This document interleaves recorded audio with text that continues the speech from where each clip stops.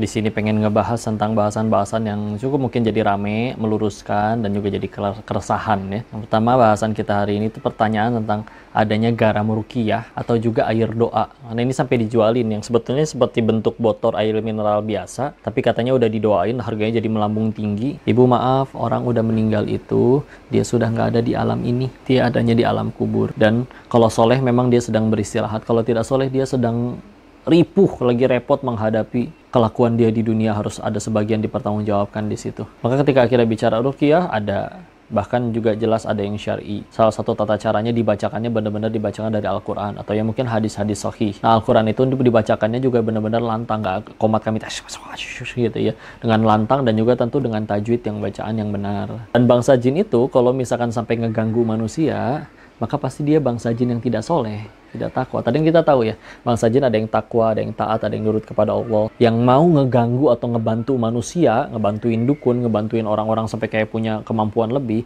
itu pasti jinnya bukan jin yang soleh. Pasti jin yang tidak nurut kepada Allah.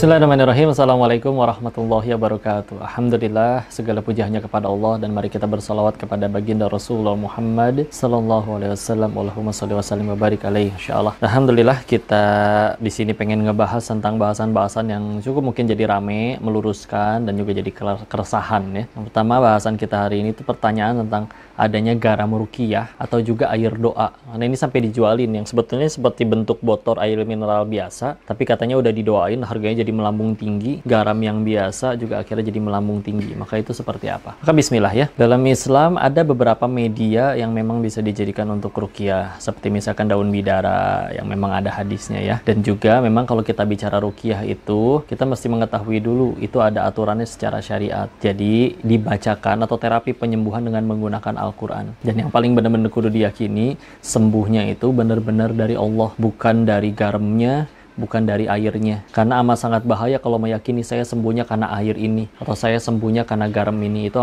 sama sekali benar-benar nggak boleh. Kalaupun ternyata ada orang yang benar-benar dia ngebacain doa atau benar-benar bisa garam kata dia apain terus akhirnya orang lain jadi sembuh, satu yang pasti yang nyembuhin juga Allah. Dan kalau kita bicara tentang ruqyah syar'i, yang kau tahu itu benar-benar setiap kali meruqyah suka mengingatkan ini ustadznya bahwa ini kalau sembuh benar-benar Allah yang nyembuhin ya, bukan saya. Karena sejatinya gangguan dari bangsa jin itu iya betulan ada. Tapi cara untuk menanggulangi paling baiknya sebagaimana gini, kalau ada rumah kotor, banyak kecoa, maka cara terbaiknya gimana?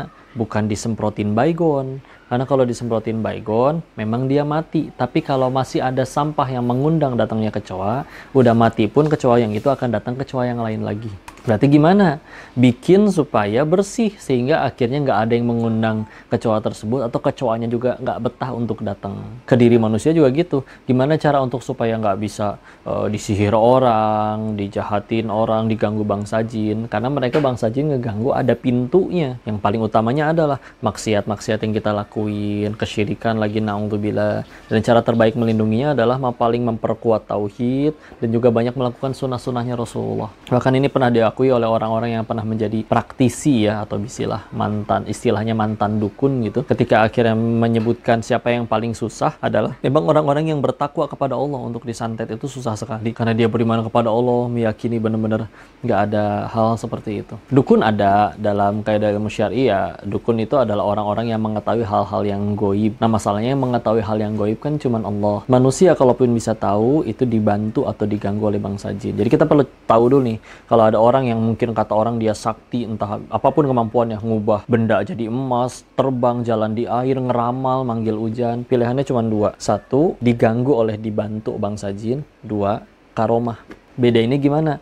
Karomah itu datangnya dari ketakwaan yang luar biasa kepada Allah. Maka kita lihat orangnya pasti benar-benar takwa. Bahkan banyak orang yang punya karomah pun, kalau ada pun dia nggak tahu kalau dirinya punya karomah. Kalau tahu pun sebisa mungkin nggak pengen menunjukkan ke orang. Takut ketika orang ngeliat imannya nggak siap, nggak kuat, nanti malah bergantungnya ke orang itu. Jadi nggak mau, karena dia sadar betul dia hanya hamba, dia beriman kepada Allah. Kalau ada apapun semuanya terjadi atas izin Allah. Nggak mau malah dia menjadi pesaing Allah di hati orang lain. Nah kalau misalnya misalkan diganggu atau dibantu bangsa jin, ya memang kelihatan mungkin bisa ngelakuin hal-hal yang di luar nalar, tapi ketika lihat oh ternyata tidak bertakwa kepada Allah, kalau perempuan juga misalkan tidak menutup auratnya, sholat juga nggak mau, bahkan maksiat juga dilakukan, maka dia diganggu, dibantu oleh bangsa jin. Tapi benar orang datang ke dia sembuh, katanya diganggu jin, maka jin yang gangguin si pasiennya itu lebih lemah daripada jin yang nemenin si dukunnya, makanya bisa kayak disembuhin atau gimana. Dan tujuannya satu, si bangsa jinnya itu ngeganggu memang untuk supaya gimana caranya manusia itu jadi tidak beriman kepada Allah. Karena kan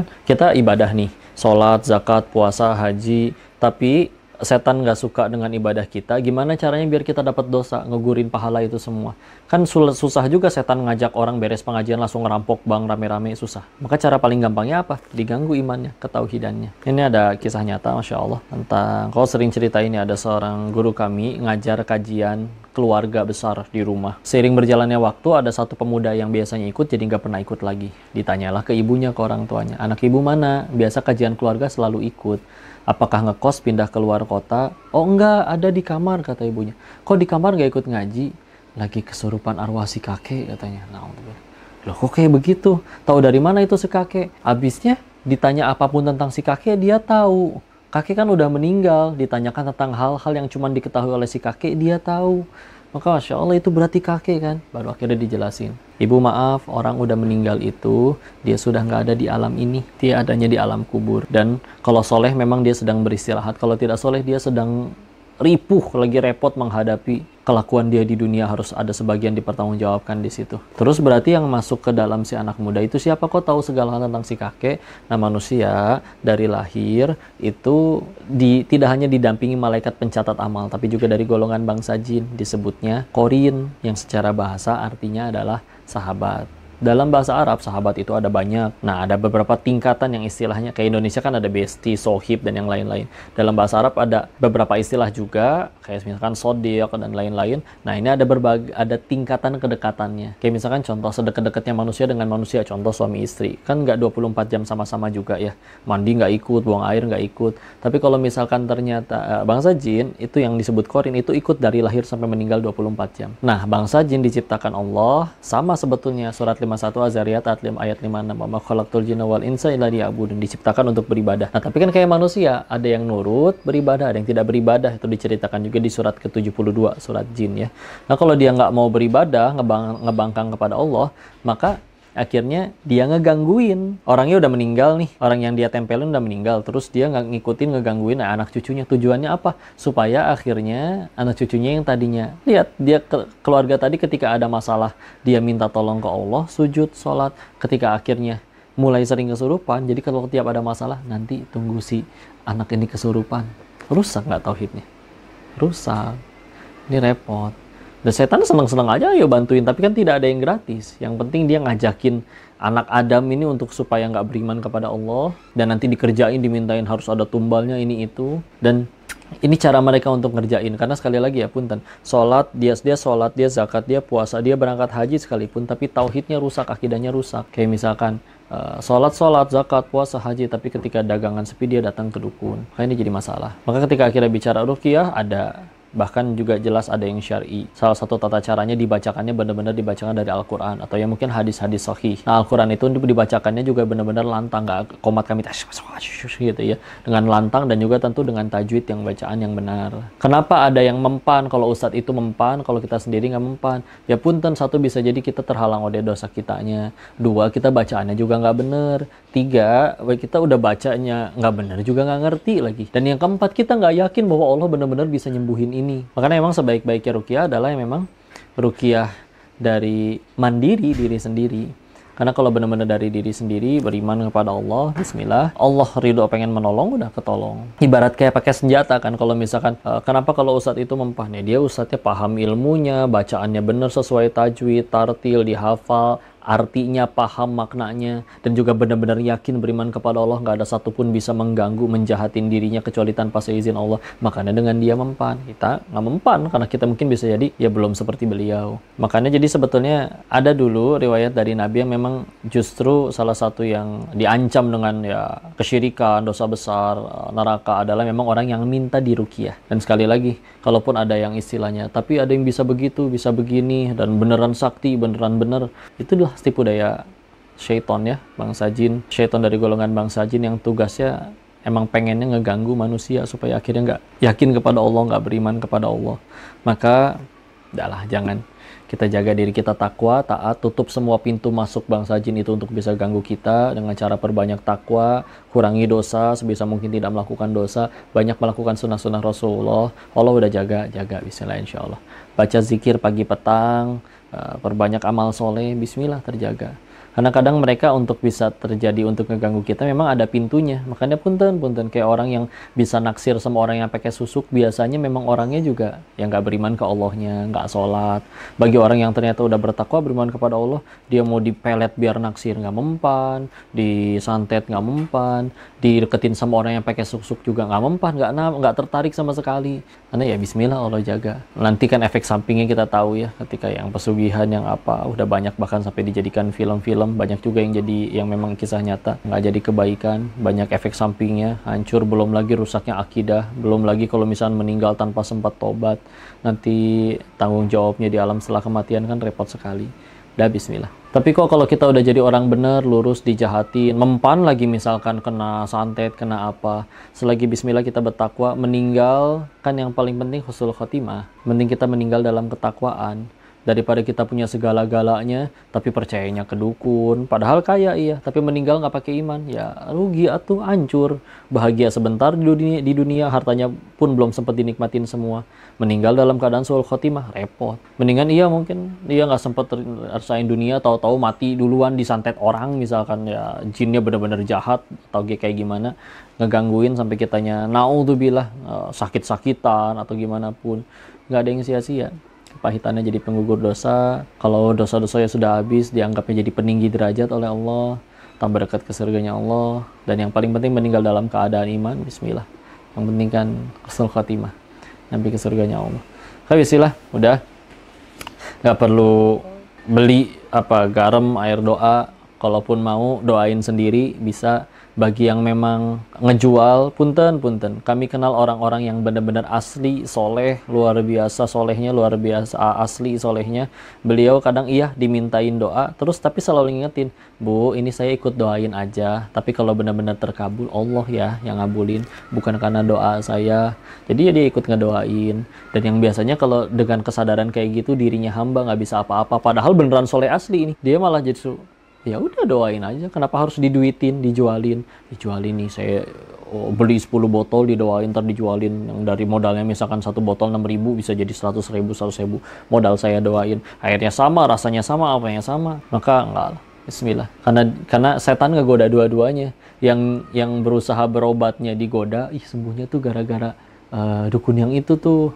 Udah gitu yang orangnya juga yang disebut orang pintar juga digoda. Kamu memang hebat, doa kamu tuh mustajab, bisa bikin orang jadi kayak gitu terkabul. Sampai akhirnya ngerasa, oh iya ya saya ini luar biasa. Kena dua-duanya digoda oleh syaitan. Sedangkan kita benar-benar adalah hamba, nggak bisa apa-apa. Udah nggak usah percaya, bertakwa aja kepada Allah. Cek khodam juga nggak usah. Kalau khodam itu juga secara bahasa adalah pembantu ya. Jadi kayak manusia itu punya pembantu dari golongan bangsa jin. Tapi masalahnya mereka kan ngebantu nggak gratis. Pasti minta sesuatu. Yang pasti tujuannya itu untuk ngeganggu orang-orang yang beriman jadi nggak beriman kepada Allah. Dan ketika mereka ngeganggu, bener nggak ada bangsa jinnya bisa benar-benar ngebantu manusia? Iya, tadi satu bisa ngebantu, dan tapi masalahnya tidak gratis. Mereka pasti pengen minta imbalan sesuatu, yang itu tentu pasti merusak akidah. Dan bangsa jin itu kalau misalkan sampai ngeganggu manusia, maka pasti dia bangsa jin yang tidak soleh, tidak takwa. Tadi kita tahu ya, bangsa jin ada yang takwa, ada yang taat, ada yang nurut kepada Allah. Yang mau ngeganggu atau ngebantu manusia, ngebantuin dukun, ngebantuin orang-orang sampai kayak punya kemampuan lebih, itu pasti jinnya bukan jin yang soleh. Pasti jin yang tidak nurut kepada Allah. Tapi Nabi Sulaiman, Nabi loh, dibantu sama bangsa jin. Allah yang perintahkan jin untuk nurut kepada Nabi Sulaiman. Nabi Sulaiman diberikan kelebihan oleh Allah, dan Allah yang menundukkan jinnya, bukan Nabi Sulaiman. Nabi Sulaiman mengakui. Nabi Sulaiman bahkan mengakui di surat 27 An-Naml ya, kayak di ayat 19-nya ya. Beliau berdoa, Rabbi auzini an askura ni'mataka allati, wahai Tuhanku, ilhamkan aku untuk bisa bersyukur kepadamu. Saking menghambanya, mau bersyukur aja minta tolong dulu kepada Allah. Karena sadar, oh ini burung tunduk, bangsa jin tunduk, orang-orang tunduk. Ya karena memang Ya Allah yang memampukan, Allah yang menggerakkan mereka, bukan akunya yang hebat. Bertauhid lagi, benar. Bukan ngerasa jadi gue raja nih, nabi nih, tunduk nih semua sama saya. Enggak kayak begitu, enggak sama sekali. Daka udah semenjak dari era itu Nabi Sulaiman ya menundukkan bangsa jin itu, apalagi di zaman sekarang. Pilihannya cuma dua ya, entah karomah, bertakwa bener-bener, atau juga ya memang tadi diganggu dibantu oleh bangsa jin. Tugas kita udahlah, hamba aja kita mah. Jangan percaya sama gitu-gitu, beriman, bertakwa kepada Allah. Bismillah, semoga Allah jaga kita terus dari bangsa jin, bangsa manusia, dari apapun itu. Dan yang paling penting, setiap kejadian membuat kita tambah takwa, tambah beriman, tambah disayang sama Allah. Istilah ruqyah mandiri aja, pelajari ilmunya, benar-benar tambahin keyakinan kepada Allah, maka nanti pasti Allah juga ngasih pertolongannya. Kalau minta tolong kepada ustadznya yang benar-benar syar'i ruqyahnya, dan dipastikan juga benar-benar bahwa ya semuanya sumbernya dari Allah. Maka kelihatan sih ustadznya juga akan, kalau sembuh bukan dari saya ya, ini mah dari Allah. Bismillah. Wallahu a'lam bishawab. Mudah-mudahan itu semua bisa menjawab pertanyaannya dan menjadi wawasan baru ya. Mudah-mudahan bermanfaat. Barakallahu fikum. Assalamualaikum warahmatullahi wabarakatuh.